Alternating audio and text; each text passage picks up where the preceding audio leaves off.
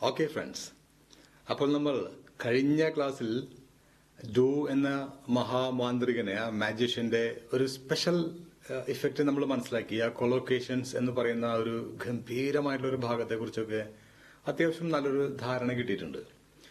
ഇന്നത്തെ ക്ലാസ്സിൽ നമ്മൾ ഈ ഡു എന്നുള്ള മാജിഷ്യനെ ഒന്നുകൂടി അടുത്തറിയാൻ പോവുകയാണ്. That means we are going to get closer to the heart of English language itself. കാരണം ഇംഗ്ലീഷ് ഭാഷയിൽ നമുക്കറിയാം ഡു ആണ് അതിന്റെ ഹൃദയഭാഗം കൈകാര്യം ചെയ്യുന്നത്. അപ്പൊ ഡുവിനെ നമ്മൾ നമ്മുടെ ഹൃദയത്തിലേറ്റണം. അതിന് ഡുവിന്റെ ഹൃദയം എന്താണെന്ന് അറിയണം. എങ്കിലേ നമുക്കത് നമ്മുടെ ഹൃദയത്തിലേക്ക് ആവഹിച്ചെടുക്കാൻ സാധിക്കുള്ളൂ. ഇപ്പൊ നമുക്കറിയാം, നമ്മുടെ ഈ സ്പെൽ ഫോർമുല പ്രകാരം we know that every action verb in English language is nothing but the duplication of two form. We know that.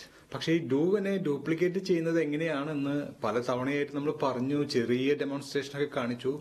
എങ്കിൽ പോലും അത് കുറച്ചുകൂടെ സ്പഷ്ടമായിട്ട് ഈസി ആയിട്ട് മനസ്സിലാക്കാൻ പറ്റുന്ന, നിങ്ങളെ ഹെൽപ്പ് ചെയ്യുന്ന ഒരു രസകരമായിട്ടുള്ള ഒരു ഡ്യൂപ്ലിക്കേഷൻ ചാർട്ട് നിങ്ങൾക്ക് ഇപ്പോൾ കാണിച്ചു തരാം. അത് കണ്ടു കഴിഞ്ഞാൽ നിങ്ങൾക്ക് എളുപ്പം മനസ്സിലാക്കാൻ പറ്റും ഇത് എത്രയ്ക്കേ ഉള്ളൂ ഈ ഡ്യൂപ്ലിക്കേഷൻ എന്നുള്ളത്. ഓക്കെ, നിങ്ങൾ നോക്കൂ, ജസ്റ്റ് നോക്കൂ. ഈ ചാർട്ടിൽ നമ്മളിപ്പോ ഫസ്റ്റ് ഏറ്റവും മുകളിൽ കൊടുത്തിരിക്കുന്നത് മേ ഡു എന്നുള്ളതാണ്. നോക്കി, പെർഹാപ്സ് ഐ മേ ഡു, അതാണ് റൂട്ട് ഫോം അല്ലെ. ഡുവിന്റെ പല ഫോമുകളുണ്ട്, നമുക്കറിയാം. പല പല രൂപങ്ങളിലൂടെ റൂട്ട് ഡു വേഷം മാറി വന്നിട്ടുണ്ട്. അതിനെയൊക്കെ അനുകരിച്ചുകൊണ്ട് അതേ റൂട്ടിലൂടെ നമുക്ക് പറയാൻ ആഗ്രഹിക്കുന്ന ഏത് വെർബിനെയും അങ്ങ് ഡ്യൂപ്ലിക്കേറ്റ് ചെയ്താൽ മാത്രം മതി. അപ്പൊ നമ്മള് ഐ മേ ഡു എന്നുള്ളത് എന്താ അതിന്റെ അർത്ഥം വരുന്നത്? ഒരു പക്ഷെ ഞാൻ ചെയ്തേക്കാം കണ്ട്, അതിന്റെ അർത്ഥം ഇങ്ങനെ ഏക്കാം, ചെയ്തേക്കാം. അപ്പൊ ഏത് വെറുപ്പും മേ വെച്ച് പറഞ്ഞു കഴിഞ്ഞാല് ഈ ഒരു ഏക്കാം ചേർത്തങ്ങ് പറഞ്ഞാൽ മതി. സിമ്പിൾ, അത്രേ ഉള്ളൂ. നോക്കി, ഐ മേ സ്പീക്ക്, ഞാൻ സംസാരിച്ചേക്കാം. Perhaps I may speak some bad words, I don't know. ഒരു പക്ഷെ ഞാൻ അവനെ കാണുമ്പോൾ എന്തെങ്കിലും ഇത്തിരി മോശമായി സംസാരിച്ചേക്കാം, സംസാരിക്കാൻ സാധ്യതയുണ്ട് കണ്ട. ആ ഒരു I may do, I may speak, ഇപ്പോൾ നമുക്ക് എളുപ്പം മനസ്സിലായി. മറ്റൊരു വെർബും കൂടെ അതിൽ കൊടുത്തിട്ടുണ്ട്, നോക്കൂ. ഐ മേ ഗോ, ഞാനൊരു പക്ഷെ പോയേക്കാം. അവിടെ ഇങ്ങനെയൊക്കെ ചില സാധ്യതകളുണ്ടെന്ന് അറിഞ്ഞു കഴിഞ്ഞാൽ perhaps I may go, anybody may go, ആരും വേണമെങ്കിലും പോയേക്കാം. ഐ മേ ഗോ ദയർ, ഞാനൊരു പക്ഷെ അവിടേക്ക് പോയേക്കാം കണ്ട. ഒക്കെ ഇതിനും ആ ഒരു സിമിലാരിറ്റി മനസ്സിലായില്ലേ? ചെയ്തേക്കാം എന്നുള്ളതിന്റെ സിമ്പിൾ ഡ്യൂപ്ലിക്കേഷൻസ് ആണ് ആ ഏത് വെർബും ആ മേ വെച്ച് പറഞ്ഞാൽ കിട്ടുന്നത്. അപ്പൊ ഈ ഒരു ചാർട്ട് കണ്ടു കഴിഞ്ഞാൽ നമുക്ക് എളുപ്പം മനസ്സിലാക്കാം എല്ലാ വെർബുകളും ഡ്യൂപ്ലിക്കേറ്റ് ചെയ്യുക എന്ന് പറഞ്ഞത് വളരെ എളുപ്പമാണെന്ന്. രണ്ടാമത്തെ നോക്കൂ, for that I should do, പക്ഷെ അതിന് ഞാൻ ഇങ്ങനെയൊക്കെ ചെയ്യണം കേട്ടോ. കാരണം ഷുഡ് ഡു എന്ന് പറഞ്ഞു കഴിഞ്ഞാൽ അത് ഡ്യൂട്ടി കാണിക്കുന്ന ഒരു മോഡലാണെന്ന് നമ്മൾ ഇതിനകം തന്നെ മനസ്സിലാക്കിയിട്ടുണ്ട്. അപ്പൊ ഷുഡ് എന്ന വാക്കിന്റെ അർത്ഥം നം എന്നാണ്, നം. അപ്പൊ നമ്മൾ പലപ്പോഴും നീ അങ്ങനെ ചെയ്യണം കേട്ടോ, അങ്ങനെ പോകണം കേട്ടോ, അങ്ങനെ ചെയ്യരുത്, അത് നെഗറ്റീവിലാണെങ്കിൽ. ചെയ്യണം, പോകണം, ഇരിക്കണം, പഠിക്കണം, നം നം നം. അപ്പൊ ഈ നം നം നം കേട്ട് കഴിഞ്ഞാൽ ഉടനെ മനസ്സിലാക്കണം അത് ഷുഡ് വെച്ചാണ് പോകുന്നത്. ഓക്കെ, അപ്പൊ ഷുഡ് ഡു പറഞ്ഞു കഴിഞ്ഞാല് ചെയ്യണം എന്നുള്ള അർത്ഥം കിട്ടി. അപ്പൊ ഈ വെർബുകൾ നിങ്ങൾ ഷുഡ് വെച്ച് പറഞ്ഞോ, ഒക്കെയും ഈ നം ചേർത്തങ്ങ് പറഞ്ഞാൽ മതി, സിമ്പിളായി. നോക്കിയേ, ഐ ഷുഡ് സ്പീക്ക്, ഞാൻ സംസാരിക്കണം. ഐ ഷുഡ് ഗോ, ഞാൻ പോകണം, കാരണം അതെന്റെ ഡ്യൂട്ടിയാണ്. ഇവിടെ നമ്മൾ ശ്രദ്ധിക്കേണ്ടത് ഇതിന്റെ അർത്ഥതലങ്ങൾ നമ്മൾ ചെറുതായിട്ടൊക്കെ ഒന്ന് മനസ്സിലാക്കുന്നുണ്ടെങ്കിൽ പോലും ഇത് എന്ത് ആശയത്തിനെയാണ് റെപ്രസെന്റ് ചെയ്യുന്നത് എന്ന് മനസ്സിലാക്കി ആ ഒരു ഫീലിൽ പറഞ്ഞു പഠിക്കുക. കാരണം ആ ഫീലിൽ പറഞ്ഞു പഠിക്കുമ്പോഴാണ് ഇത് നമുക്ക് ശരിക്കും ഉൾക്കൊള്ളാൻ പറ്റുക. ഇപ്പൊ നമ്മൾ മേ ഡു പറയുമ്പോൾ വെറുതെ ഈ ഒരു ഏക്കാം എന്നുള്ള ശബ്ദം ആ ഒരു സ്ട്രക്ചറൽ മീനിങ് മാത്രം കൊടുത്ത് പരിശീലിച്ചത് കൊണ്ടായില്ല. ഞാൻ പോയേക്കാം, ഞാൻ വന്നേക്കാം, ഞാൻ ഇരുന്നേക്കാം, I may go, I may come, I may sit. This is something like rote learning. This is not going to help you anyway. പക്ഷെ അത് പറയുമ്പോൾ വാട്ട്സ് ഐഡിയ ബിഹൈൻഡ് ഇറ്റ്, എന്ത് ആശയത്തെയാണ് ഈ മേ ഡു റെപ്രസെന്റ് ചെയ്യുന്നത് എന്ന് മനസ്സിലാക്കുക. കാരണം നമുക്കറിയാം ഡു പല ആശയങ്ങളും പ്രകടിപ്പിക്കാൻ വേണ്ടിയിട്ടാണ് ഈ പല ഫോമുകളിൽ ഇങ്ങനെ അവതരിപ്പിച്ചിരിക്കുന്നത്. അതായത് ഡു എന്ന് പറയുന്ന ആ മഹാശക്തി ഈശ്വരൻ പല രൂപങ്ങളിൽ അവതരിക്കുന്നത് പോലെ പല ഷേപ്പുകളിൽ, പല സ്ട്രക്ചറുകളിൽ അങ്ങ് അവതരിച്ചിരിക്കുകയാണ്. അപ്പൊ എല്ലാ അവതാരങ്ങൾക്കും ഓരോ ലക്ഷ്യമുണ്ടെന്ന് പറയുന്ന പോലെ ഓരോ സ്ട്രക്ചറിനും ഓരോ ആശയതലങ്ങളുണ്ട്. അപ്പൊ മേ ഡു എന്ന് പറഞ്ഞു കഴിഞ്ഞാൽ സാധ്യത അല്ലെ. അപ്പൊ സാധ്യത എന്ന് പറയുമ്പോൾ നമ്മുടെ ഭാവം, സാധ്യതയുടെ ഒരു ഭാവം നമ്മുടെ മുഖത്ത് തെളിയണം. അത് വെച്ചുകൊണ്ട് വേണം നമ്മൾ പറഞ്ഞു പഠിക്കാൻ. അങ്ങനെയാണെങ്കിൽ നമ്മുടെ ജോലി പെട്ടെന്ന് തീരും, എളുപ്പമായി തീരും. ഇപ്പൊ ഐ മേ ഡു നമ്മൾ നോക്കി ആ ഭാവം ഇല്ലാതെ പറയുകയാണെങ്കിൽ ഐ മേ ഡു ചെയ്തേക്കാം, ഒരു കാര്യമില്ല, നമുക്ക് അറിയാമെന്ന് മാത്രം, പക്ഷെ പറയാൻ സാധിക്കില്ല. ഓക്കെ, ഇത് മാറ്റിയിട്ട് നിങ്ങൾ ആ ഫീൽ ചെയ്ത് നോക്കുക, ഒരു പക്ഷേ ഞാനിങ്ങനെ ചെയ്തേക്കാം കേട്ടോ, സാധ്യതയുണ്ട് കണ്ടോ. ഇതിങ്ങനെ വന്നപ്പോൾ നോക്കിയാൽ ആ മുഖത്തിന് ഒരു ചെറിയൊരു ഇളക്കം, ആ കണ്ണുകളിലും ആ മുഖഭാവങ്ങളിലും ബോഡി ലാംഗ്വേജിലും ഒക്കെ മൊത്തത്തിൽ നിങ്ങളൊരു സാധ്യതയെ കാണിക്കുന്ന ഒരു ബോഡി ലാംഗ്വേജ് കൊണ്ടുവരിക. അപ്പൊ ബോഡി ലാംഗ്വേജ് വരിക എന്ന് പറഞ്ഞു കഴിഞ്ഞാൽ തന്നെ നിങ്ങൾക്കറിയാം സബ് കോൺഷ്യസ് മൈൻഡ് ഉണർന്നിരിക്കുന്നു. കാരണം സബ് കോൺഷ്യസ് മൈൻഡിന്റെ ഭാഷയാണല്ലോ സംഗീതവും ചലനവും, music and movements. So when you associate this kind of training programs with music and movements, you get to the heart. നിങ്ങൾ ഹൃദയത്തിലേക്ക് എത്തുന്നു എന്നല്ല, നിങ്ങൾ ഹൃദയത്തിലായി കഴിഞ്ഞു. ഇതാണ് അതിന്റെ ടെക്നിക്ക്. അപ്പൊ ഇത് ഓരോന്നും മനസ്സിലാക്കി ഡ്യൂപ്ലിക്കേറ്റ് ചെയ്യാൻ പോകുന്ന സമയത്തും എന്താണ് അതിന്റെ ഐഡിയ, ചുമ്മാ അതിന്റെ അർത്ഥം ചോദിച്ച് നടന്ന സമയം കളയരുത്. നിങ്ങൾ അർത്ഥം അന്വേഷിച്ച് കഴിഞ്ഞാൽ നിങ്ങൾ ബ്രെയിനിൽ കുടുങ്ങിപ്പോവും, അവിടെ ഇങ്ങനെ കിടന്ന് വട്ടം കറങ്ങിക്കൊണ്ടിരിക്കും. നിങ്ങൾ വർഷങ്ങളോളം കിടന്ന് കറങ്ങി കഴിഞ്ഞാലും അത് നിങ്ങളുടെ സ്വന്തമാകാൻ പോകുന്നില്ല. കാരണം സ്വന്തമാകുന്ന പ്രോസസ്സ് നടക്കുന്നത് ബ്രെയിനിലല്ല, ഹൃദയത്തിലാണ്.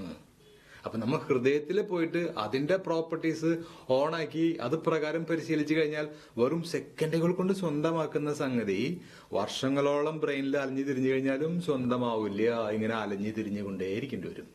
ഓക്കെ, അപ്പൊ നമ്മളിവിടെ ബുദ്ധിപൂർവ്വം ഉപയോഗിച്ചു കഴിഞ്ഞാൽ ഒരു ബുദ്ധിമുട്ടുണ്ടാവില്ല. അത് മനസ്സിലാക്കിയിട്ട് അവനെ നിർത്തേണ്ട അടുത്ത് നിർത്തുക ബുദ്ധിയെ.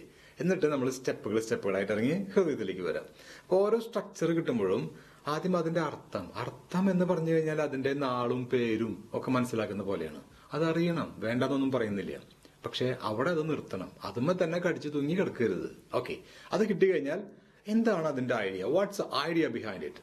നമുക്കൊരാളെ അന്വേഷിച്ചറിയണം. ഒരാളുടെ പേര് മാത്രം കിട്ടിക്കഴിഞ്ഞാൽ എവിടെ പോയി അന്വേഷിക്കും? പക്ഷെ അവന്റെ കുടുംബ പേര്, അവന്റെ സ്ഥലം, അവൻ എവിടെ നിന്നാണ് പുറപ്പെട്ടു വരുന്നത്, അവന്റെ ഹൃദയ കേന്ദ്രം, അവന്റെ ഒറിജിൻ എവിടെയാണെന്ന് മനസ്സിലാക്കി കഴിഞ്ഞാൽ പിന്നെ ഒരു അന്വേഷണമില്ല, നേരെ അങ്ങോട്ട് പോയി അവനെ കൈയോടെ പിടികൂടാം. അവൻ നമ്മുടെ കസ്റ്റഡിയിലായി കഴിഞ്ഞു. പക്ഷെ ഇത് അറിയാത്തടത്തോളം കാലം അവന്റെ പേര് അറിയാമെന്ന് പറഞ്ഞിട്ടും അവന്റെ നാളറിയാമെന്ന് പറഞ്ഞിട്ടും അവൻ ഇത്ര പൊക്കുണ്ട്, അവൻ ഇന്ന ജാതിക്കാരനാണ്, അവൻ ഇന്ന തരം ഡ്രസ്സ് ഇടും, നിങ്ങൾ ഒരുപാട് സംഗതികൾ മനസ്സിലാക്കുന്നുണ്ട്, പഠിക്കുന്നുണ്ട്. പക്ഷെ അവൻ എവിടെ നിന്ന് വരുന്നു എന്നുള്ള അവന്റെ ഹൃദയ കേന്ദ്രം അറിയാത്തിടത്തോളം കാലം അവൻ നിങ്ങൾക്ക് പിടിതരാൻ പോകുന്നില്ല, നിങ്ങൾക്ക് അവന് പിടികൂടാനും സാധിക്കില്ല. ഇംഗ്ലീഷ് ഭാഷയ്ക്ക് ആ ഭാഷാ പഠനത്തില് നമുക്ക് എല്ലാവർക്കും പറ്റിയിട്ടുള്ള മഹാ അബദ്ധമാണ് ഇപ്പൊ സംഭവിച്ചത്. ഇതാണ് പറ്റിയിരിക്കുന്നത്. ക്ലിയർ അല്ലേ? അപ്പോ അർത്ഥം നാളും അന്വേഷിച്ച് അധികം സമയം കളയണ്ട. പേര് കിട്ടിക്കഴിഞ്ഞാൽ അവനെ എഴുത്തുകാരനാ, ഏതാവന്റെ ഫാമിലി, നേരെ ഫാമിലിയിലേക്ക് എവിടെ, ഹൃദയത്തിലേക്ക്. അതായത് എന്താ അതിന്റെ ആശയം, what is the idea behind this thing എന്ന് ചോദിക്കുക. അപ്പൊ മേഡു അല്ലേ, മേഡു എന്ന് പറഞ്ഞു കഴിഞ്ഞാൽ അത് സാധ്യത. കണ്ട, സാധ്യത എന്ന് പറയുമ്പോഴേക്കും നമ്മൾ ആ ഭാവം കറക്റ്റായി. ഓക്കെ, സാധ്യതയെ കാണിക്കുന്നു. ഹി മേ ഗോ, അവൻ പോയേക്കാം. ഐ മേ കം, ഞാൻ വന്നേക്കാം. ഹി മേ സിറ്റ്, അവൻ ഇരുന്നേക്കാം. I may write the exam next year, ഞാൻ ഒരു പക്ഷെ അടുത്ത തവണ പരീക്ഷ എഴുതിയേക്കാം. കണ്ടോ, ഇത് പറയുമ്പോഴേക്കും നമ്മുടെ ബോഡിയിൽ ആ സാധ്യതയുടെ ഒരു മൂവ്മെന്റ്സ്, ഒരു മ്യൂസിക്, ഈ മൂവ്മെന്റ്സും മ്യൂസിക്കും ഒരുമിച്ചാണ്. ആ മൂവ്മെന്റ്സ് വരുന്നതിന് അനുയോജ്യമായി തന്നെ നമ്മുടെ ഭാഷയിൽ അതിന്റെ ആ ഒരു ട്യൂൺ, ആ മ്യൂസിക്കും വരികയാണ്. കാരണം ഇത് രണ്ടും ഒരുമിച്ച് വരും. സബ് കോൺഷ്യസ് മൈൻഡ് പിശുക്കുള്ളതല്ല, അവ അങ്ങനെ ധാരാളം ഇരങ്ങൾ ഇട്ട് തരും. അപ്പൊ അതിലേക്ക് നമ്മളൊരു എൻട്രി കിട്ടണം എന്ന് മാത്രമേ ഉള്ളൂ. അപ്പൊ മേഡോ കിട്ടിയില്ലേ, അതേപോലെ ഷുഡ് പറയാ. ഷുഡ് പറയുമ്പോൾ ഇത് ഇത്തിരി നേരത്തെ മേഡോ പറഞ്ഞപ്പോ അവന്റെ ഭാവവും അവന്റെ മട്ടും നോക്കുക, മട്ടും ഭാവം എന്ന് പറയും. ഏത് മ്യൂസിക്കും മൂവ്മെന്റ്സും സാധ്യതയുടെ ഇങ്ങനെ ചെയ്തേക്കാം, ഇങ്ങനെ ഇരുന്നിരുന്ന് പറഞ്ഞിരുന്ന ആള് ഷുഡ് പറയുമ്പോ ഷുഡും അല്ല, കണ്ട ഡ്യൂട്ടി ആയി, നീ അത് ചെയ്യണം കേട്ടോ, നീ ഇങ്ങനെ ചെയ്യണം, അങ്ങനെ ചെയ്യണം, നിങ്ങളിത് പഠിക്കണം. കണ്ട, ആ ഭാവം മാറിയില്ലേ, ആ മ്യൂസിക് മാറിയില്ലേ, ബോഡി ലാംഗ്വേജ് മാറിയില്ലേ. ഈ മാറിയ ഈ ഒരു ഇഫക്റ്റിൽ നിന്നുകൊണ്ട് വേണം ഈ ഷുഡ് എന്ന ഈ വിദ്വാനെ മനസ്സിലാക്കാൻ. എപ്പോ ഷുഡ് ഡു ചെയ്യണം, അത് നിങ്ങൾ ചെയ്യണം, നിങ്ങൾ നാളെ വരണം, you should come tomorrow, you should associate with him, നിങ്ങൾ അവനുമായിട്ട് അസോസിയേറ്റ് ചെയ്യണം, നിങ്ങൾ കുറച്ചുകൂടി ഉറക്കെ സംസാരിക്കണം, യു ഷുഡ് സ്പീക്ക് ലൗഡ്ലി, നിങ്ങൾ ഈ പുസ്തകം കൊണ്ടുവരണം, you should bring the book. നിങ്ങളുടെ ഡ്യൂട്ടിയാണത്. കണ്ട, ഡ്യൂട്ടിയാണ് എന്ന് പറയുമ്പോഴേക്കും നിങ്ങളുടെ ബോഡി മൂവ്മെന്റ്സ്, ബോഡിയുടെ ഒരു ലാംഗ്വേജ് കണ്ട, ഈ വിരലൊക്കെ അനങ്ങിയാരൊക്കെ കണ്ട. നേരത്തെ സാധ്യത പറഞ്ഞപ്പോൾ എന്തായിരുന്നു, ഒരു പക്ഷി കണ്ട, അപ്പൊ കൈയൊക്കെ ഇങ്ങനെ ബാക്കിലേക്ക് ഇട്ട് ഷോൾഡർ പിന്നിലേക്ക് ഇട്ട് സാധ്യതയുണ്ട് കേട്ടോ, അപ്പൊ അങ്ങനെ ചെയ്തേക്കാം. കണ്ട, ഇങ്ങനെ ഇരുന്നിരുന്ന ആ ബോഡി മൂവ്മെന്റ്സും ആ ഭാഷയും വേറൊരു ആംഗിളിലേക്ക് മാറി. ഇങ്ങനെ പരിശീലിച്ചു കഴിഞ്ഞാൽ വെറും സെക്കൻഡ്സ്, നിങ്ങൾക്ക് വേണമെങ്കിൽ സെക്കൻഡ്സ് കൊണ്ട് ഈ ഇംഗ്ലീഷ് ഭാഷ പിടിച്ചെടുക്കാം. അത്ര സിമ്പിളാണ്. പക്ഷെ കറക്റ്റായിട്ട് ചെയ്യേണ്ട പോലെ ഇതുപോലെ ചെയ്യണം. പക്ഷെ നമ്മൾ ഇതുപോലൊന്നും ഒരിക്കലും പഠിച്ചിരുന്നില്ല, പരിശീലിച്ചിരുന്നില്ല.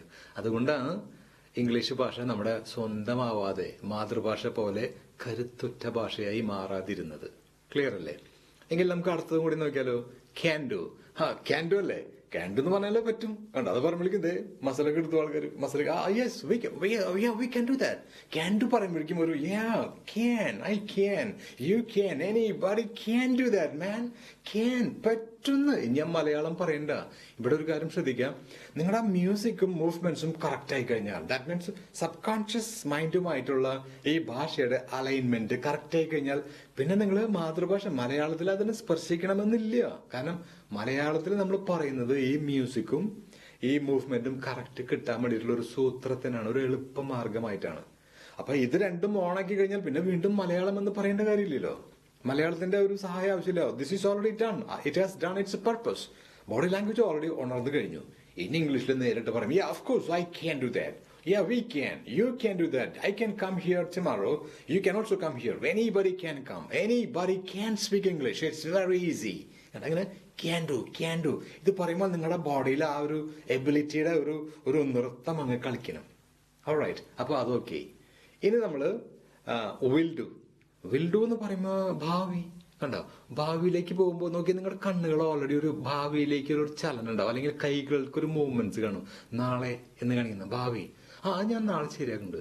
നാളെ എന്ന് ഇങ്ങനെ പറയുമ്പോഴും കൈ കൊണ്ടൊരു മൂവ്മെന്റ് അല്ലെങ്കിൽ കണ്ണുകൊണ്ടൊരു എടുത്ത് മറക്കില്ലേ, അത് നാളെയിലേക്കുള്ള ഒരു ചലനം നിങ്ങളുടെ സബ് കോൺഷ്യസ് മൈൻഡ് ഈ ശരീരം കൊണ്ട് കാണിച്ചിരിക്കും. ഈ ബോഡി ലാംഗ്വേജിന്റെ ആ കറക്റ്റ് സിഗ്നേച്ചർ, അതിന്റെ ആ ഒരു സിഗ്നൽ നിങ്ങൾക്ക് മനസ്സിലാക്കാൻ വേണ്ടിയിട്ട് ഞാൻ ഒരു നേരം പോക്ക് എക്സാമ്പിൾ പറയാം. നിങ്ങളത് നോക്കൂ, അത് കേട്ടാൽ നിങ്ങൾക്ക് അറിയാൻ പറ്റും. ഞാൻ ഇന്നലെ മാർക്കറ്റിൽ പോയിട്ട് ഒരു ചെറിയ മീനെ വാങ്ങിച്ചു എന്നത് ഇങ്ങനെ അങ്ങ് പറഞ്ഞു കഴിഞ്ഞാല് അത് ശരിയാവുന്നുണ്ട്. ആ ഐഡിയ കറക്റ്റ് ആയിട്ട് കണക്ട് ചെയ്യാൻ പറ്റുന്നുണ്ടോ? ചെറുത് എന്നുള്ള എന്റെ ബോഡി ലാംഗ്വേജ് അല്ലത്. ചെറുത് എന്ന് പറയുമ്പോൾ ഒരു ചെറിയ, ഒരു പീക്കിരി, ഒരു ഇച്ചിരി, ഒരു കുഞ്ഞ് മീൻ എന്നൊക്കെ പറയുമ്പോൾ നമ്മുടെ കണ്ട ആ മുഖഭാവം, ആ കൈകളുടെ ഇത്, ആ മ്യൂസിക്, കുഞ്ഞ് എന്ന് പറയുമ്പോൾ ആ മ്യൂസിക് മൂവ്മെന്റ്സും അനുയോജ്യമായ രീതിയിൽ കൂടെ സെറ്റ് ആയി പോകുന്നില്ലേ. അതിന് പകരം കുഞ്ഞ് എന്ന് പറയുമ്പോൾ ഒരു ക്ലാഷ് സംഭവിച്ചു.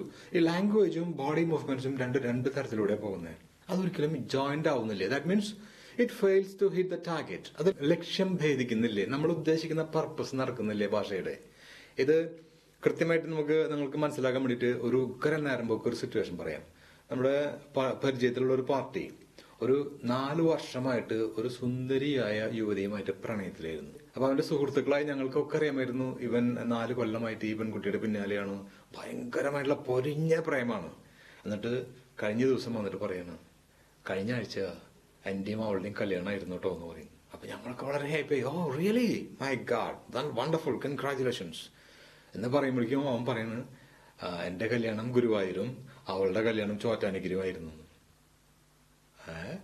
അപ്പൊ ഞങ്ങൾക്ക് സംതിങ് വെന്റ് റോങ്. എന്താ പറ്റിയെന്ന് ചോദിച്ചപ്പോ അവൻ പറയുന്നത്, ഇവിടെ മനസ്സിലാക്കിയത് ഇതാണ്, ഇവൻ പൂരപ്രേമത്തിലായിരുന്നു, പക്ഷെ അത് അവൾ അറിഞ്ഞിരുന്നില്ല. ഇപ്പൊ മനസ്സിലായ, രണ്ട് ട്രാക്കിൽ കൂടെ പോയത്, തമ്മിൽ കൂട്ടിമുട്ടിയില്ല. അതുകൊണ്ടാണ് ഈ സംഭവം യോജിക്കാതെ ഒന്നാവാൻ പരാജയപ്പെട്ടു പോയത്. ഇതുപോലെയാണ് നമ്മുടെ പല ആളുകളുടെയും ഭാഷാ പഠനം. നമ്മൾ ബുദ്ധിപരമായിട്ട് എന്തോ പഠിക്കും, പക്ഷെ ശരീരം വേറെ എന്തോ കാണിക്കും. അതാണ്. കാരണം ബുദ്ധിക്ക് ഒരിക്കലും ശരീരത്തെ ചലിപ്പിക്കാൻ സാധിക്കില്ല. അതിന് സബ് കോൺഷ്യസ് മൈൻഡിലോട്ട് തന്നെ വരണം. അവിടെ തന്നെ കിടന്ന് ആ ഇമോഷൻസ് എന്ന് പറയുന്ന ആ കടലിൽ കിടന്ന്, ആഴമറിയാത്ത കടലിൽ കിടന്ന് മുങ്ങിത്താന്ന് മറിഞ്ഞ് അതങ്ങ് പിടിച്ചെടുക്കണം. അതാണ് അതിന്റെ ടെക്നിക്ക്. ക്ലിയർ അല്ലേ? അപ്പൊ നമ്മള് ക്യാൻ ഡു പറഞ്ഞപ്പോൾ എങ്ങനെ കിട്ടിയപ്പോ വിൽ ഡു ആണെങ്കിൽ ഭാവിയെ കാണിക്കണം. അത് പറയുമ്പോഴേക്കും കണ്ണുകൾ കൊണ്ടൊരു മറച്ചില്, നാളെയിലേക്കുള്ള ഒരു ചലനം ചെറുതായിട്ട് വളരെ മൈന്യൂട്ടായിട്ടുള്ള രീതിയിലാണെങ്കിലും കാണും. ഇല്ലാതെ നിങ്ങൾ ടുമാറോ, നാളെ ഇങ്ങനെ കണ്ടിട്ട് ഇങ്ങനെ കുട്ടികൾ സർക്കസ് കാണിക്കാൻ മാതിരി സ്റ്റേജിൽ കയറിയിട്ട് സഭയ്ക്ക് വന്ദനം എന്നൊക്കെ കൊണ്ട് വലിയ ഡ്രാമ കളിക്കില്ലേ, സ്റ്റേജിൽ കയറിന്നിട്ട് അത്ര ഡ്രാമയ്ക്കൊന്നും പോവാൻ നിൽക്കണ്ട. വളരെ മൈന്യൂട്ടായിട്ട് നിങ്ങൾ നാളെയെ കുറിച്ച് എങ്ങനെ സംസാരിക്കും. നിങ്ങൾ മലയാളം പറയുമ്പോൾ നിങ്ങളെ സ്വയം ഒന്ന് നിരീക്ഷിക്കുക. നിങ്ങൾക്ക് എന്തെങ്കിലും പറ്റുമെന്ന് പറയുന്ന സമയത്ത് നിങ്ങളുടെ ബോഡി ലാംഗ്വേജ് എങ്ങനെ ഒന്ന് ഒബ്സർവ് ചെയ്യുക. അത് അതേപോലെ തന്നെ ഈ ഇംഗ്ലീഷിൽ അസോസിയേറ്റ് ചെയ്താൽ മതി. അല്ലാതെ അതിനപ്പുറം അതിഭാവുകത്വമോ കൃത്രിമങ്ങളായിട്ടുള്ള മറ്റുള്ള ഭാവചലനങ്ങളോ ചേഷ്ടകളോ ഒന്നും വേണ്ട. അതൊന്നും ശരിയാവില്ല. അത് പറഞ്ഞാൽ ആർട്ടിഫിഷ്യൽ ആവണ്ട, ബി നാച്ചുറൽ. നിങ്ങൾ എങ്ങനെയാണ് മാതൃഭാഷയിൽ സംസാരിക്കുന്നത്, അപ്പോൾ നിങ്ങളുടെ ബോഡി മൂവ്മെന്റ്സ് എങ്ങനെയാണ് കണ്ട് ഇപ്പോൾ ഞാൻ സംസാരിക്കുമ്പോൾ ഒരു ആശയം പ്രകടിപ്പിക്കുമ്പോൾ എന്റെ കൈകൾ, എന്റെ ബോഡി ലാംഗ്വേജ്, എന്റെ കഴുത്ത്, എന്റെ തല, എന്റെ ആ മ്യൂസിക്, ഇത് ഞാൻ എങ്ങനെയാണ് പ്രകടിപ്പിക്കുന്നത്? In the same way I should associate this kind of body movements and music when I talk in English. And when I do this thing, when I copycat them in my English language becomes exactly like my mother tongue. That means just like my Malayalam. And there is no difference between Malayalam or English. Whenever I see some person who speaks English, automatically I switch over to English language. Instantaneously, when I see somebody or talk to somebody who speaks Malayalam, naturally I come down to Malayalam and മലയാളത്തിൽ ഞാൻ അവനുമായി സംസാരിക്കും. ഒരു വ്യത്യാസം എനിക്കറിയില്ല. കാരണം ഇത് രണ്ടും കൈകാര്യം ചെയ്യുന്നത് സബ് കോൺഷ്യസ് മൈൻഡ് എന്ന ചേംബറാണ്. ഇതിന് ആയിരക്കണക്കിന് ഭാഷകൾ ഒരു സമയം കൈകാര്യം ചെയ്യാനായിട്ടുള്ള പവറുണ്ട്, പൊട്ടൻഷ്യൽ ഉണ്ട്. നമ്മളത് മനസ്സിലാക്കി അതിനെ ഉപയോഗപ്പെടുത്തണമെന്ന് മാത്രം. പക്ഷെ ഇത്രയും കാലം നമ്മളത് ചെയ്തില്ല എന്ന് മാത്രം. ഓക്കെ, ഇത്രയും കാലം നമ്മൾ മിസ്റ്റേക്ക് ചെയ്തു എന്നുള്ളത് ഇനി ഒരു ശരി ചെയ്യാതിരിക്കുന്നതിനുള്ള ഒരു റീസൺ അല്ല. So let's do it right. നമുക്കത് കറക്റ്റ് ആക്കി ചെയ്ത് പഠിക്കാം. ഓക്കെ, അപ്പൊ നമ്മൾ വിൽ ഡു പഠിച്ചു. അത് കഴിഞ്ഞാൽ എങ്ങനെയാണ്? I am doing now. ഞാൻ ഇപ്പൊ ചെയ്യുകയാണ്. ഇപ്പൊ ചെയ്യാണെന്ന് പറഞ്ഞപ്പോഴേക്കും നമ്മൾ ഓൾറെഡി ഇപ്പോ എന്നുള്ളൊരു താളം നമ്മുടെ അടുത്തേക്ക് വന്നു, അല്ലെ? ഇപ്പോൾ എന്ന് പറഞ്ഞതിന് പകരം ഞാൻ ഇപ്പോൾ ചെയ്യുകയാണെന്നുള്ളൊരു മൂവ്മെന്റ് ഇങ്ങനെ ബോഡി മൂവ് ചെയ്യോ? നോ, ഇത് ഇന്നലെ കാണിക്കുന്നതാണ്, അത് നാളെ, ഇതിപ്പോ, അല്ലെ? ഇങ്ങനെ ഓരോ ഐഡിയക്കും ഓരോ സ്ട്രക്ചറിനും ഇംഗ്ലീഷ് ഭാഷയുടെ എല്ലാ ഭാഷയുടെ ആയാലും നമ്മൾ ഉപയോഗിക്കുന്ന ഓരോ ടൈം സെൻസിന്റെ ഓരോ സ്ട്രക്ചറിനും ബോഡിക്ക് അതിനനുയോജ്യമായിട്ടുള്ള മ്യൂസിക്കും മൂവ്മെന്റ്സും ഉണ്ട്. അത് സബ് കോൺഷ്യസ് മൈൻഡുമായി ബന്ധപ്പെട്ടാണ് കിടക്കുന്നത്. അതിനെ മനസ്സിലാക്കി അതിനെ ആ ഒരു ഭാഷയിൽ അങ്ങ് ഇൻകോർപ്പറേറ്റ് ചെയ്ത് കഴിഞ്ഞാൽ, അതായത് അതിലാണ്ട് ബന്ധിപ്പിച്ചു കഴിഞ്ഞാൽ ആ ഭാഷയും നമ്മുടെ മാതൃഭാഷ പോലെ ശക്തമായി തീരും. ഇതാണ് അതിന്റെ സിമ്പിൾ ലോജിക്ക്. ക്ലിയർ അല്ലേ? എങ്കിൽ നമുക്ക് ഇപ്പൊ ചെയ്യാണെന്ന് പറയുമ്പോൾ എന്ത് പറയും? ഞാനിപ്പോ ചെയ്യാണ് കേട്ടോ, ഞാനിപ്പോ ഇംഗ്ലീഷ് സംസാരിക്കുകയാണ്. ഇത് ഇങ്ങനെ ഓവർ ആവണമെന്ന് ഞാൻ പറയുന്നില്ല. അത് ചിലപ്പോ ചെറിയ തല കൊണ്ടുള്ള ചെറിയ മൂവ്മെന്റ് ആവാം, അല്ലെങ്കിൽ ഒരു കൈ മാത്രം ഇപ്പോ എന്നുള്ളൊരു ആ ഒരു താളം ചവിട്ടല്, ഇതിപ്പോ എന്ന് കാണിക്കുന്ന ഒരു മൂവ്മെന്റ്സ് ഏതെങ്കിലും തരത്തിൽ കൂടെ നിങ്ങളുടെ ബോഡി കൊണ്ടായിരിക്കാം ഇപ്പൊ എന്ന് കാണിക്കുക. സട്ടിലായിട്ട് വളരെ സൂക്ഷ്മമായ രീതിയിലാണെങ്കിൽ പോലും ആ ഒരു താളം റിതം ഉണ്ടായിരിക്കും. ഓക്കെ, ഞാനിപ്പോ ഇംഗ്ലീഷ് ടോക്ക് ചെയ്യാണ്. I am talking in English now. ഞാനിപ്പോൾ ഇവിടെ ഇരിക്കുകയാണ്. I am sitting here now. ഞാനിപ്പോൾ ടി വി കാണുകയാണ്. I am watching T V now. ഞാനിപ്പോൾ പാട്ട് പാടുകയാണ്. I am singing a song. ഞാൻ ഇപ്പോൾ ചെയ്യുകയാണ് എന്നുള്ളതൊക്കെ ഐ ആം ഡൂയിങ് നൗ എന്നുള്ള ഡ്യൂപ്ലിക്കേഷനിൽ അതിന്റെ ഡ്യൂപ്ലിക്കേഷനിൽ അങ്ങ് പറഞ്ഞുകൊണ്ടിരിക്കുക. ഇതാണ് അത്രയുള്ള സംഭവം. ഇനി ഐ ഡു ആണെങ്കിലോ, ഐ ഡു എന്ന് പറഞ്ഞാൽ ഞാൻ എന്നും ചെയ്യാറുണ്ട്, അല്ല നമ്മൾ എന്നും ചെയ്യണ കാര്യങ്ങൾ പറയാം. അപ്പൊ അത് പറയുമ്പോൾ ഓട്ടോമാറ്റിക്കലി കണ്ട എന്നും കണ്ട അതൊരു ഇങ്ങനെ നോക്കി നമ്മുടെ കൈ മൂവ് ചെയ്തെന്ന് ശ്രദ്ധിക്കാം. വിശാലമായിട്ടുള്ള ഒരു തലത്തിലേക്ക് ഇങ്ങനെ പരന്നു കിടക്കുന്ന അനന്തതയിലേക്ക് ഇങ്ങനെ ചിറക് അടിച്ചു പോകുന്ന പരന്നു കിടക്കുന്ന ഒരു ടൈം ലൈൻ നിങ്ങളൊന്ന് സങ്കല്പിക്കുക. അതിന് ആദ്യവും അന്തവും ഇല്ല, അതിങ്ങനെ കിടക്കണം. അപ്പൊ അതിന് അത്തരത്തിലുള്ള ഒരു മൂവ്മെന്റ്സ് നിങ്ങളുടെ ബോഡി കാണിക്കും.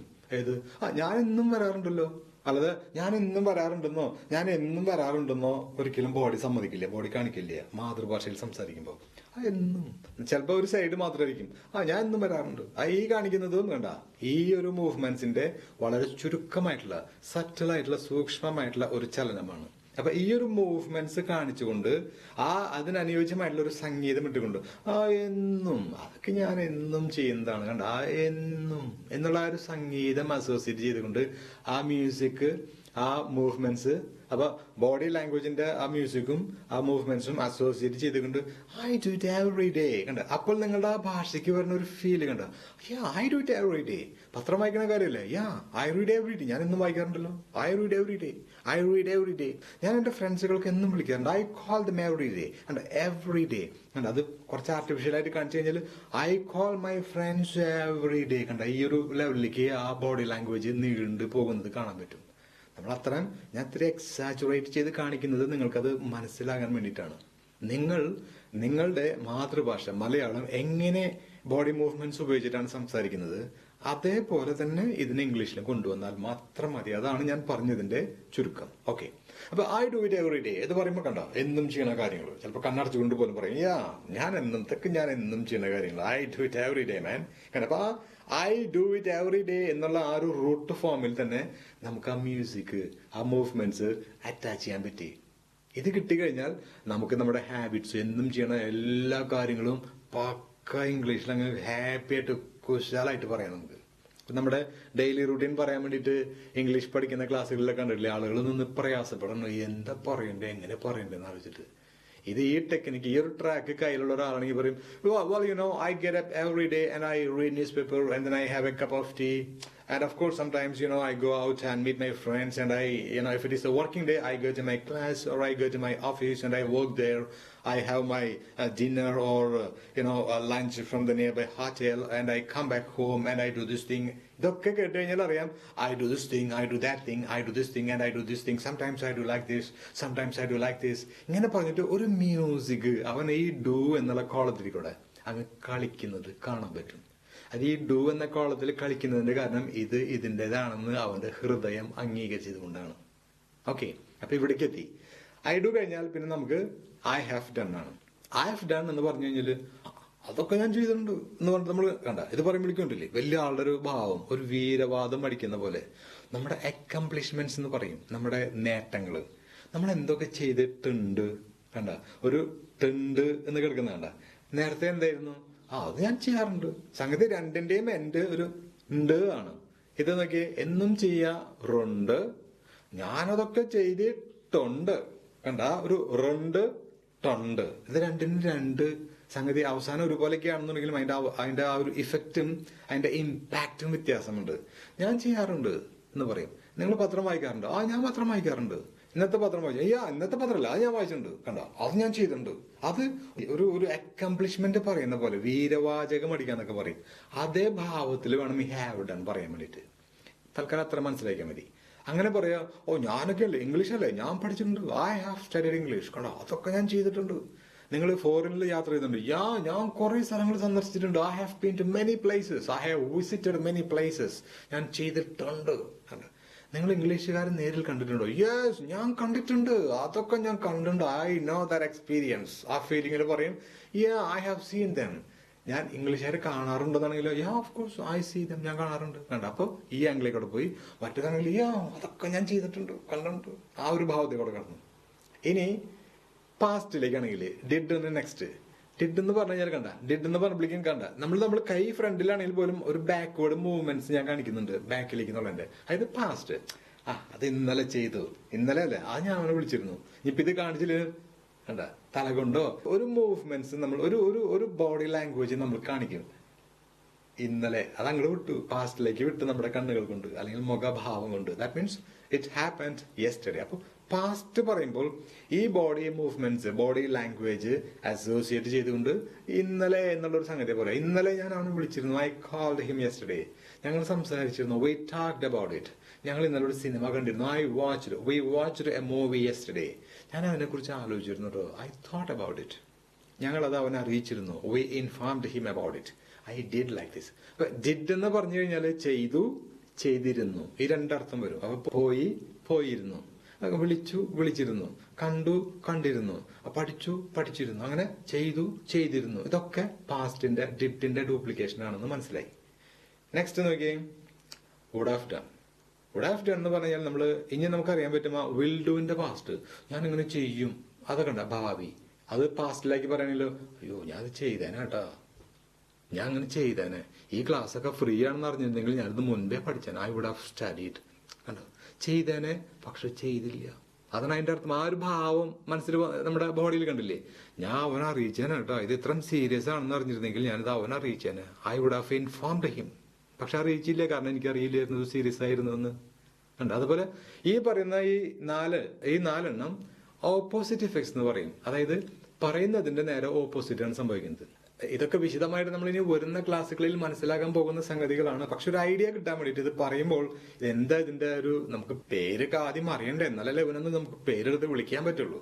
അതിന് വേണ്ടിയിട്ടാണ് ഇത് ഇന്ന സ്ട്രക്ചറാണ്, ഇതിന്റെ അർത്ഥം ഇന്നതാണെന്ന് പറയുന്നത്.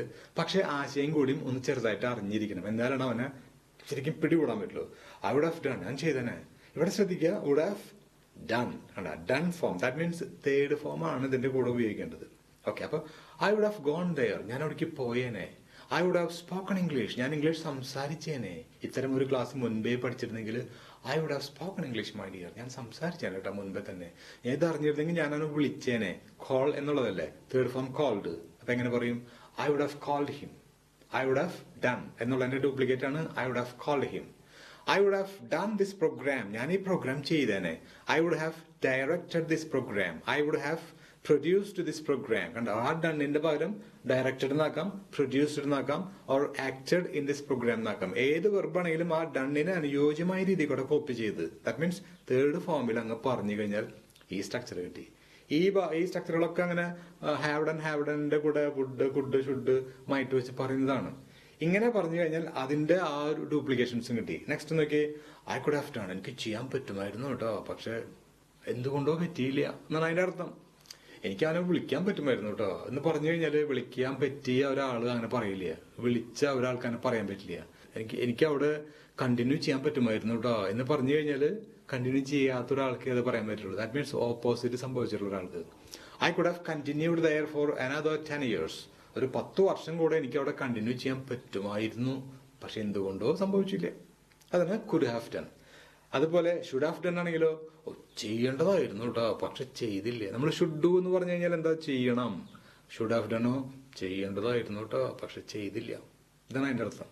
ഡീറ്റെയിൽഡ് സ്റ്റഡിയിലേക്ക് വരുന്ന ഭാഗത്ത് നമുക്കറിയാം, ഞാനിപ്പോൾ ഈ ഡ്യൂപ്ലിക്കേറ്റ് ചെയ്യുമ്പോൾ എങ്ങനെയാണ് ഈ ഡൂവിന്റെ സ്ട്രക്ചറുകൾ അതേപോലെ അനുകരിച്ച് ബാക്കി എല്ലാ വെർബുകളിനെയും നമ്മൾ സൃഷ്ടിക്കുന്നത് എന്നുള്ള ആ ഒരു സിമ്പിൾ പിക്ചർ ഇപ്പൊ കിട്ടണം. പക്ഷെ അതിന്റെ ഒപ്പം തന്നെ ആ മേജർ ഒരു ഐഡിയ കൂടി ഞാൻ നിങ്ങൾക്ക് പകർന്നു തരികയാണ്. ഇത് സബ് കോൺഷ്യസ് മൈൻഡിന്റെ സപ്പോർട്ടോട് കൂടി മാത്രമേ ഇവനെ കൈകാര്യം ചെയ്യാൻ പാടുള്ളൂ.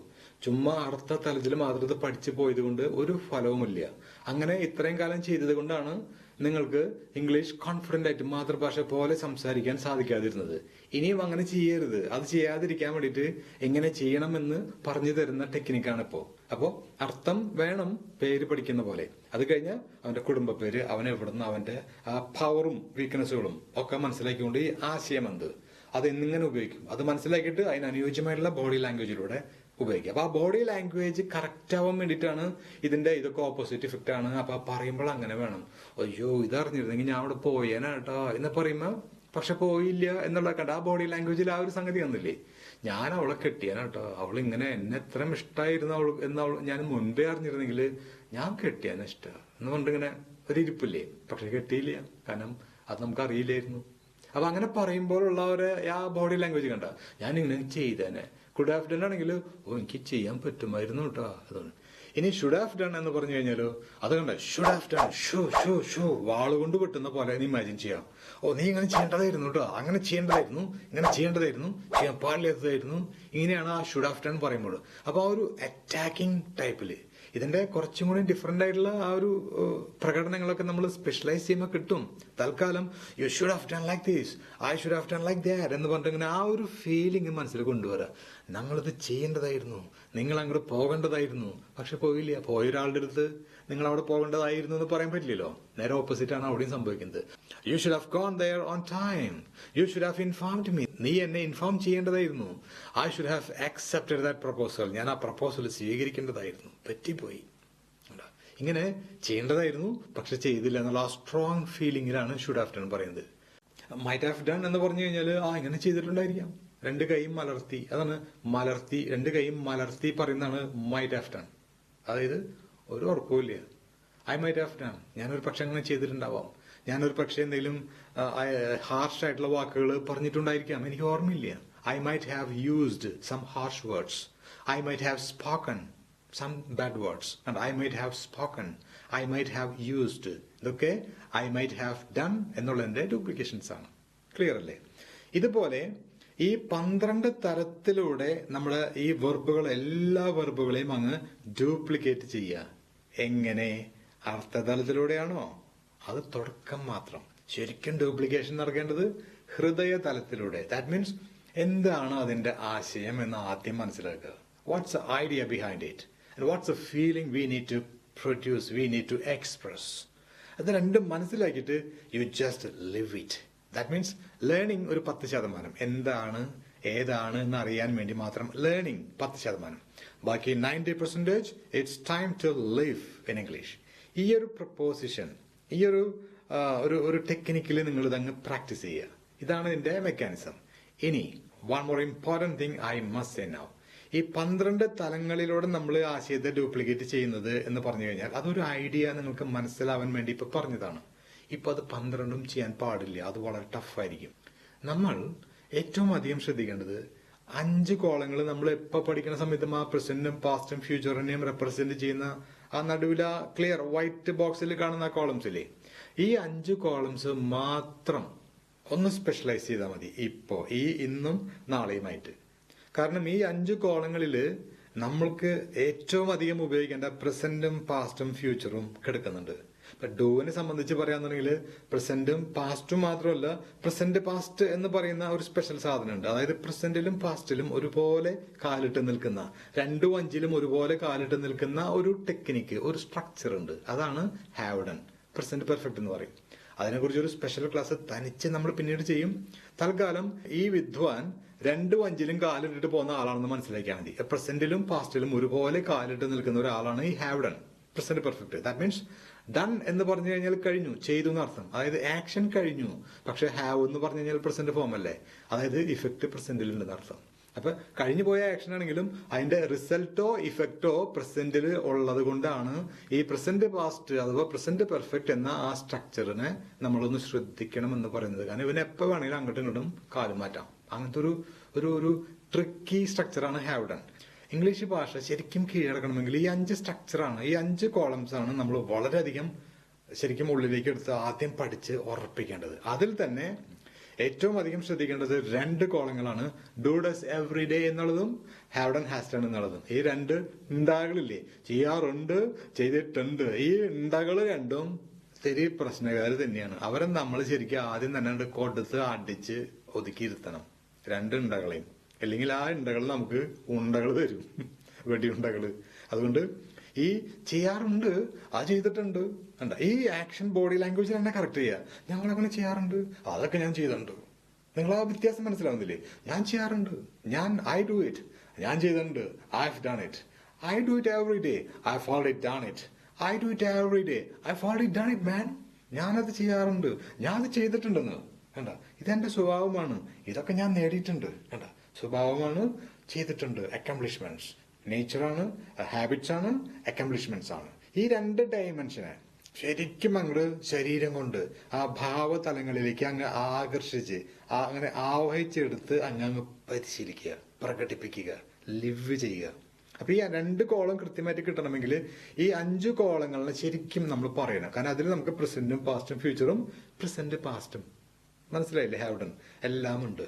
ഇവനെയാണ് നമ്മൾ ശരിക്കും ആദ്യം കൈകാര്യം ചെയ്യേണ്ടത്. കാരണം ഇത് ആണ് ഇംഗ്ലീഷ് ഭാഷയുടെ ഹൃദയ കേന്ദ്രം. അവനെ കൈക്കലാക്കിയാൽ, അവനെ നമ്മുടെ ഹൃദയത്തിലാക്കിയാൽ ഇംഗ്ലീഷ് ഭാഷയെ നമ്മുടെ ഹൃദയത്തില് സംഗ്രഹിച്ചു എന്നാണ് അർത്ഥം. അപ്പൊ അതിനു വേണ്ടിയിട്ടുള്ള ഒരു സ്പെഷ്യൽ ട്രെയിനിങ് ആണ്. ഇപ്പൊ നിങ്ങൾ ഈ 12 തരത്തിലൂടെ കുറച്ച് വെർബുകൾ, നിങ്ങൾക്ക് അറിയാവുന്ന ഏതാനും വെർബുകൾ നിങ്ങൾ ലിസ്റ്റിൽ എഴുതി വെക്കുക. Speak, come, write, understand, listen, imagine, calculate, create, whatever be the words, you just write down a list of maybe some 10-20 verbs and try to duplicate them according to these structures. ഇതേ പ്രകാരം നിങ്ങളൊന്ന് duplicate ചെയ്ത് നോക്കൂ. ഇനിയിപ്പോ ഇതൊക്കെ ചെയ്യാൻ പറ്റുന്ന കാര്യമല്ല, സിമ്പിൾ അല്ലേ. പറയുന്ന സമയത്ത് ആ ഫീലിംഗ് ഉണർത്തിക്കൊണ്ട് ഒന്ന് പറഞ്ഞ് പഠിക്കാൻ നോക്കുക. നിങ്ങൾ പറയുമ്പോൾ ആ പറയുന്ന ആശയം നിങ്ങളുടെ ബോഡി പ്രകടിപ്പിക്കുന്നുണ്ടോ എന്നതാണ് ഇതിന്റെ ആസിഡ് ടെസ്റ്റ്, ലിറ്റ്മസ് ടെസ്റ്റ് എന്ന് പറയുന്നത്. നമ്മൾ ഇത് മനസ്സിലാക്കാൻ വേണ്ടി നിങ്ങൾക്ക് ഞാനൊരു നേരമൊക്കെ പറഞ്ഞുതരാം. ഈ വലിയ വലിയ കമ്പനികളിൽ ആളുകളെ ജോലിക്ക് എടുക്കുന്നതിന്റെ ഭാഗമായിട്ട് ഡിസ്കഷൻ ഓർ ഡിബേറ്റ് ഇത് രണ്ടും നടത്തും ഇന്റർവ്യൂവിന് ശേഷം. ഇപ്പൊ ഇന്റർവ്യൂ എന്ന് പറഞ്ഞു കഴിഞ്ഞാൽ വെറും കോൺഷ്യസ് ലെവലിലുള്ള ചോദ്യോത്തരങ്ങളാണ് മെയിനായിട്ട് കൂടുതൽ. അവിടെ സബ് കോൺഷ്യസ് ലെവലിലും അവരുടെ ആ ഇത് അസസ് ചെയ്യുന്നുണ്ട്. അതിനാണ് ബോഡി ലാംഗ്വേജ് എക്സ്പെർട്ട് ഇന്റർവ്യൂ റൂമിലിരിക്കുന്നത്. പക്ഷേ ഡിസ്കഷൻ ഓർ ഡിബേറ്റ് എന്ന് പറഞ്ഞു കഴിഞ്ഞാല് ഈ സബ് കോൺഷ്യസ് ലെവലിലാണ് അവരെ കൂടുതൽ വിലയിരുത്തുന്നത്. അപ്പൊ ഇത് ശരിക്കും അസസ് ചെയ്യാൻ വേണ്ടിയിട്ട് ഈ കമ്പനിയുടെ boss maybe in a different room or maybe in another place, he might be closely monitoring the body language of these participants. But boss ഈ ഡിസ്കഷൻ നടത്തുന്ന ആളുകൾ നിരീക്ഷിക്കുന്ന ക്യാമറ ഓൺ ആക്കി വെച്ചിട്ട് നോക്കും. ബോസ് ശബ്ദം മ്യൂട്ട് ചെയ്യും, ശബ്ദമൊന്നും കേൾക്കില്ല. ദാറ്റ് മീൻസ് ഇവർ പിന്നെ എന്ത് പറയുന്നു എന്നുള്ളതിന് അവിടെ ഒരു പ്രസക്തിയുമില്ല. ദാറ്റ് മീൻസ് കോൺഷ്യസ് മൈൻഡ് എന്ത് പ്രൊഡ്യൂസ് ചെയ്യുന്നു, കോൺഷ്യസ് മൈൻഡിൽ നിന്നും ബുദ്ധിയിൽ നിന്നും നിങ്ങളുടെ അറിവിന്റെ ഡിസ്പ്ലേ ഒന്നും ആള് മൈൻഡ് ചെയ്യാൻ പോണില്ല. ആള് ശ്രദ്ധിക്കുന്നത് നിങ്ങളുടെ ശബ്ദമല്ല, നിങ്ങളുടെ ബോഡി എങ്ങനെ മൂവ് ചെയ്യുന്നു എന്ന് അയാൾ അവിടെ നിന്ന് നിരീക്ഷിക്കുന്നുണ്ടാവും.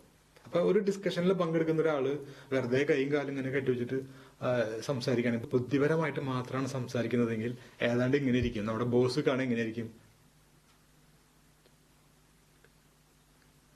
ഇങ്ങനെ വെറുതെ ചുണ്ടനങ്ങുന്ന ചെറിയൊരു അനക്കം. അവന്റെ ഈ ഒരു ചുണ്ടും വായും ഇത്തിരി ഭാഗം മാത്രമേ അനങ്ങുന്നുള്ളൂ. ദാറ്റ് മീൻസ് ഇവന് ഈ ഇംഗ്ലീഷ് ഭാഷ ഉപയോഗിച്ച്, ഇവൻ കമ്മ്യൂണിക്കേറ്റ് ചെയ്യുന്ന മാധ്യമം ഉപയോഗിച്ച് ഇവന് വളരെ കുറച്ച് ഭാഗം മാത്രമേ ചലിപ്പിക്കാൻ സാധിക്കുന്നുള്ളൂ.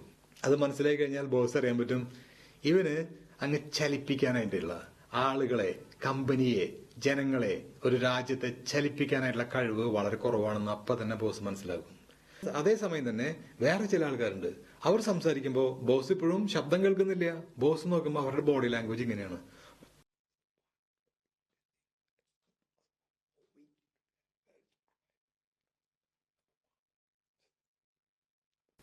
ഇങ്ങനെ കണ്ട അവരുടെ ബോഡി ലാംഗ്വേജ് കാണും. ഇത് കാണുമ്പോൾ തന്നെ ബോസ് അപ്പൊ തന്നെ ഇട്ടേക്കും ആ നമ്പറുകാരനാരെ ഇതല്ലേ അവന് സെലക്ട് ചെയ്തെന്ന് പറയും. കാരണം അവന്റെ ബോഡി ലാംഗ്വേജ് കണ്ടാൽ ബോസിന് മനസ്സിലായി അവൻ അങ്ങ് ചലിക്കുന്ന ആളാണ്.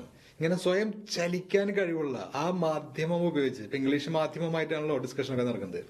ഈ ഇംഗ്ലീഷ് മാധ്യമം ഉപയോഗിച്ച്, ആ ഭാഷ ഉപയോഗിച്ച് അവൻ ചലിക്കുന്നുണ്ടെങ്കിൽ അവന് ആ മാധ്യമം, ആ ഭാഷ ഉപയോഗിച്ച് ആളുകളെ ചലിപ്പിക്കാനും സാധിക്കും. ഇങ്ങനെ മറ്റുള്ളവരെ ചലിപ്പിക്കാൻ കഴിവുള്ള ആളുകളെയാണ് കമ്പനിയുടെ ഈ ഓണേഴ്സ് അന്വേഷിക്കുന്നത്. അല്ലാതെ അനങ്ങാപ്പാറമാരി ഇവിടെ നിന്നിട്ട് എന്തെങ്കിലും വിളിച്ച് പറയുന്ന കുറെ ബുദ്ധിമാന്മാരെ അല്ല. അതിനായിരുന്നെങ്കിൽ അവർക്കൊരു കമ്പ്യൂട്ടർ ഇൻസ്റ്റാൾ ചെയ്താൽ പോരെ, എന്ത് ചോദിച്ചാലും ഉത്തരം പറയുന്ന ഒരു കമ്പ്യൂട്ടർ. സബ് കോൺഷ്യസ് ലെവലിലുള്ള ഈ ഒരു ഡാൻസും പെർഫോമൻസും ഒരു കമ്പ്യൂട്ടറിനും ചെയ്യാൻ പറ്റില്ല. നമുക്ക് കമ്പ്യൂട്ടറിനെ അടിച്ച് മലർത്താൻ പറ്റിയിട്ടില്ല. എല്ലാ ടെക്നിക്കൽ നോളജിനെയും ഇതിനും അടിച്ച് മലർത്താൻ പറ്റിയിട്ടുള്ള ആ ഒരു സ്പെഷ്യൽ സ്കില്ലാണ് നമ്മുടെ സബ് കോൺഷ്യസ് മൈൻഡ് കൊണ്ടുള്ള ഈ ഡാൻസ്, ഈ മൂവ്മെന്റ്സ്, ഇമോഷൻസ്, പ്രകടനം. That means living the power within us. അപ്പൊ ആ ഒരു ചേംബറിലാണ് നമ്മുടെ യൂണിക് പവർ കിടക്കുന്നത്. അത് നമ്മളങ്ങ് എത്രത്തോളം ഉപയോഗിക്കുന്നുണ്ട് എന്നുള്ളതാണ് ഈ ബോസ്മാര് അന്വേഷിക്കുന്നത്. അപ്പൊ അത് കണ്ടു കഴിഞ്ഞാൽ അവർ സെലക്ഷൻ അപ്പ കൊടുക്കും. സെലക്ട് ചെയ്യും, ഹയർ ചെയ്യും. ബാക്കിയുള്ള ഒറ്റങ്ങളെ ഫയർ എന്ന് പറയും. അപ്പൊ you are either hired or fired based on the performance U show, you put up. നിങ്ങൾ കാണിക്കുന്ന നിങ്ങളുടെ പെർഫോമൻസിനനുസരിച്ചിട്ടാണ് ഹയർ ചെയ്യണോ ഫയർ ചെയ്യണോ എന്ന് തീരുമാനിക്കുന്നത്. ഈ പെർഫോമൻസിന്റെ ഫൈനൽ തലം നടക്കുന്നത് കോൺഷ്യസ് ലെവലിലല്ല, സബ് കോൺഷ്യസ് ലെവലിലാണെന്ന് മനസ്സിലാക്കുക. അപ്പൊ ഈ പറഞ്ഞതിന്റെ അർത്ഥം ഈ സ്ട്രക്ചറുകളൊക്കെ പ്രാക്ടീസ് ചെയ്യുന്ന സമയത്ത് ഇതിന്റെ അർത്ഥതലം മാത്രം അറിഞ്ഞത് പോരാ, അനുഭവതലം, അനുഭൂതി തലത്തിൽ ഇവനിട്ടിട്ടാണ്ട് പ്ലേ ചെയ്ത് പഠിക്കുക, ലിവ് ചെയ്ത് പഠിക്കുക. ഈ ആശയങ്ങളെ ഇങ്ങനെ പറ്റുന്ന പോലെ ചെയ്ത് പഠിക്കും. നാളത്തെ ക്ലാസ്സിൽ ഈ 5 കോളംസ് മാത്രം, കാരണം അതാണ് ഇംഗ്ലീഷ് ഭാഷയുടെ ഹൃദയം കൈകാര്യം ചെയ്യുന്ന, കുടികൊള്ളുന്ന ഭാഗം എന്ന് പറഞ്ഞു. അപ്പൊ ഇവനെ നമ്മളൊന്ന് സ്പെഷ്യലൈസ് ചെയ്യാനുണ്ട്. And that we will do in the next class. So till then, you can go ahead with some kind of practices based on the knowledge you have already received. ഇപ്പൊ തന്നെ കിട്ടിയിട്ടുള്ള ഈ അറിവ് പ്രകാരം, ഈ അറിവ് ബേസ് ചെയ്തുകൊണ്ട് നിങ്ങൾ നിങ്ങളുടേതായിട്ടുള്ള ഒരു 10-15 വെർബുകൾ എഴുതി വെക്കുക. എന്നിട്ട് ഇതുപോലെ ചുമ്മാ കോപ്പി ചെയ്ത് പഠിക്കൂ, അങ്ങനെ ഡ്യൂപ്ലിക്കേറ്റ് ചെയ്ത് പഠിക്കൂ. അത്യാവശ്യം മനസ്സിലായില്ലേ? സിമ്പിൾ ടെക്നിക്കാണ്. പക്ഷെ ആകെ ഇത് ടഫായി മാറുന്നത് അധികം അനങ്ങാതെ നിന്ന് പഠിച്ചിട്ടുള്ള ആളുകൾക്ക് ഇത് ഇത്തിരി അനക്കിയെടുത്ത് കൊണ്ടുവരാൻ ഇത്തിരി പ്രയാസം ഉണ്ടാവും. ഇവിടെയാണ് നിങ്ങൾ നേരിടുന്ന ഏറ്റവും വലിയ വെല്ലുവിളി. അല്ലാതെ ഇത് ബുദ്ധിപരമായിട്ടുള്ള സർക്കസ് ഒന്നും ഇവിടെ ഒരു ആവശ്യമില്ല. നിങ്ങൾ അങ്ങ് ചലിച്ചു കഴിഞ്ഞാൽ, ചലിച്ചുകൊണ്ട് ഇംഗ്ലീഷ് പറഞ്ഞു കഴിഞ്ഞാൽ നിങ്ങളുടെ ഇംഗ്ലീഷ് ഭാഷ ചലിക്കും. നിങ്ങളുടെ ഇംഗ്ലീഷ് ഭാഷയ്ക്ക് മറ്റുള്ളവരെ ഈ ലോകത്തെ ചലിപ്പിക്കാൻ സാധിക്കും. അതാണ് ഇതിന്റെ സീക്രട്ട്. നിങ്ങൾ എത്രത്തോളം നിങ്ങളുടെ ഭാഷ കേട്ടിട്ട് ആളുകൾ എത്രത്തോളം ഇളകി മറിയണം, ചലിക്കണം എന്ന് നിശ്ചയിക്കുന്നത് നിങ്ങൾ എത്രത്തോളം ഇളകി മറിയുന്നുണ്ട്, എത്രത്തോളം ചലിക്കുന്നുണ്ട് ഈ പരിശീലനങ്ങൾ ചെയ്യുമ്പോൾ എന്നതിനെ അടിസ്ഥാനപ്പെടുത്തിയിരിക്കും. ഓക്കെ, സോ ഞാൻ ഈ സീക്രട്സ് ഒക്കെ ഇങ്ങനെ പച്ചയ്ക്ക് പറഞ്ഞു തരികയാണ്. നിങ്ങളതെല്ലാം ഉൾക്കൊണ്ടുകൊണ്ട് കറക്റ്റ് ട്രാക്കിലൂടെ കറക്റ്റായിട്ട് പോയിട്ട് ആ ലക്ഷ്യം ഭേദിക്കാൻ വേണ്ടിയാണ്. Alright, so nothing more to say. ഞാൻ ഓൾറെഡി ഇതിനകം തന്നെ ആവശ്യത്തിലധികം പറഞ്ഞു കഴിഞ്ഞിരിക്കുന്നു. ഡു എന്ന ആശാനെ എങ്ങനെ ഡ്യൂപ്ലിക്കേറ്റ് ചെയ്യണം, എങ്ങനെയാണ് അത് ഡ്യൂപ്ലിക്കേഷൻ ചെയ്യേണ്ടത്, ചെയ്യുമ്പോൾ അർത്ഥതലത്തിന് 10%, സബ് കോൺഷ്യസ് ലെവലിലുള്ള ബോഡി ലാംഗ്വേജ് ആൻഡ് മ്യൂസിക്കിന് 90% പ്രാധാന്യം ഇത് കൊടുത്തുകൊണ്ട് അങ്ങ് പരിശീലിക്കുക. നിങ്ങളുടെ സ്വന്തമായിട്ടുള്ള രീതികൾ അങ്ങോട്ട് go ahead. Nobody should be allowed to control you. അങ്ങ് മുന്നോട്ട് പോട്ടെ, കൊതിക്കാണ്ട്. Okay, we'll meet again in the next session. Till then, bye-bye. Take care.